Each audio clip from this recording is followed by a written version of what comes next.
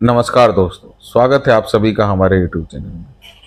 आज की वीडियो में हम आपको बताने जा रहे हैं कि हमारे सनातन धर्म में कुछ ऐसे लोग हैं जो काफ़ी हजारों सालों से जीवित हैं। तो ऐसे ही महापुरुषों की कथा आज हम लोग सुनने वाले हैं। तो आज भी 7 ऐसे पौराणिक महापुरुष जिंदा हैं जो कई हजारों वर्षों से भगवान विष्णु के 10वें अवतार कल्कि अवतार की प्रतीक्षा में हैं। ये 7 महापुरुष हिंदू धर्म में वर्णित 7 ऐसे दिव्य पुरुष हैं जिनको अमरता का वरदान प्राप्त है, अर्थात वे सतयुग द्वापर युग से लेकर अभी के समय में इस कलयुग में भी जीवित हैं और वे सभी अष्ट सिद्धियों और दिव्य शक्तियों से संपन्न हैं। लेकिन यह महान दिव्य पुरुष किसी न किसी नियम, वचन या श्राप से बंधे हुए हैं और हम मनुष्यों की भांति वे भी मुक्ति या मोक्ष की प्राप्ति के लिए भगवान विष्णु के कल्कि अवतार की प्रतीक्षा कर रहे हैं, में आज इस कलयुग में जी रहे हैं। तो पहले महापुरुष हैं श्री राम भक्त श्री हनुमान जी। इन दिव्य पुरुषों में सबसे पहले चिरंजीवी महापुरुष रुद्र अवतार श्री राम भक्त श्री हनुमान जी हैं, जो श्री राम के महान भक्त हैं। भगवान श्री राम के बाद यदि किसी का नाम सबसे ज़्यादा स्मरण किया जाता है तो वो हैं हिंदू धर्म के सबसे ताकतवर और सबसे लोकप्रिय हनुमान जी। रामायण काल में जन्मे हनुमान जी महाभारत काल में भी जीवित थे। ये तो हम सब जानते हैं कि हनुमान जी को माता सीता द्वारा चिरंजीवी होने का वरदान प्राप्त है और श्री राम द्वारा इस कलयुग के अंत तक धर्म एवं राम कथाओं का प्रचार करने का आज्ञा मिला है। तो शायद इसीलिए हनुमान जी जीवित होने के प्रमाण आज भी कई जगहों पर मिलते रहते हैं। इस कलयुग के अंत में जब भगवान कल्कि इस पृथ्वी लोक पर अवतरित होंगे, तब एक समय ऐसा आएगा जब उनको पुनः भगवान कल्कि के रूप में श्री राम जी के दर्शन होंगे और तब श्री राम द्वारा दिए गए उन वचनों का कार्यकाल भी समाप्त हो जाएगा और हनुमान जी जो भगवान शिव के अवतार हैं, वे पुनः शिव में समा जाएंगे।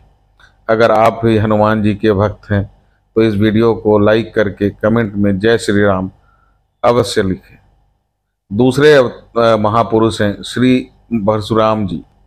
दूसरे चिरंजीवी महापुरुष हैं भगवान परशुराम जी। परशुराम जी भगवान विष्णु के 6ठे अवतार हैं।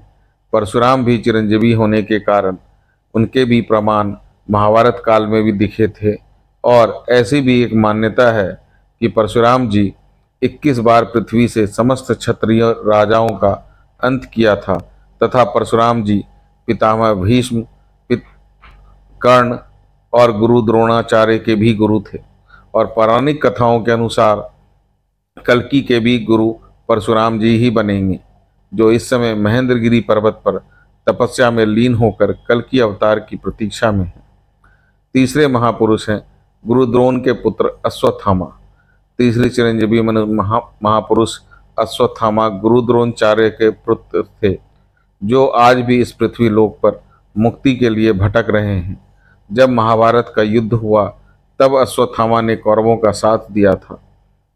धर्म ग्रंथों की माने तो भगवान श्री कृष्ण ने ब्रह्मास्त्र चढ़ाने के कारण अश्वत्थामा को कलयुग के अंत तक भटकने का श्राप दिया था। अश्वत्थामा के संबंध में प्रचलित मान्यता है कि वह मध्य प्रदेश के असीरगढ़ किले में मौजूद प्राचीन शिव मंदिर में अश्वत्थामा हर दिन भगवान शिव की पूजा करने आते हैं। अश्वत्थामा जैसे महान पुरुष भी कल्कि अवतार की प्रतीक्षा में हैं। कहा जाता है कि अश्वत्थामा भगवान शिव का इकलौता ऐसा अवतार है जिसकी पूजा नहीं की जाती, परंतु कल्कि अवतार में अश्वत्थामा का एक अहम रोल होगा। आने वाली पीढ़ियां उनका गुणगान करेगी। चौथे महापुरुष हैं महर्षि वेद व्यास। महर्षि व्यास को वेद व्यास के नाम से भी जाना जाता है क्योंकि उन्होंने ही चारों वेदों, 18 पुराणों समेत महाभारत और श्रीमद् भगवद गीता की रचना की थी। उन्होंने कल्कि अवतार का वर्णन पहले ही कर दिया था और वे भी कल्कि अवतार की प्रतीक्षा में हैं और उनकी कथा का पुनः वर्णन वो खुद ही करेंगे। पांचवें महापुरुष हैं लंकाधिपति महाराज विभीषण।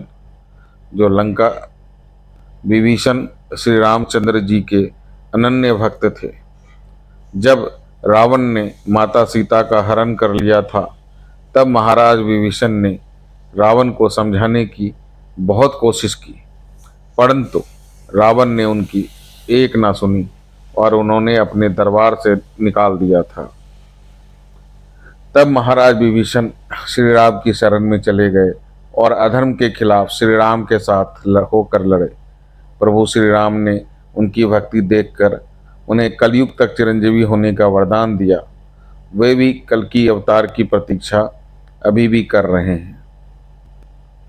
छठे महापुरुष हैं राजा बलि, जो कि भक्त प्रहलाद के वंशज थे।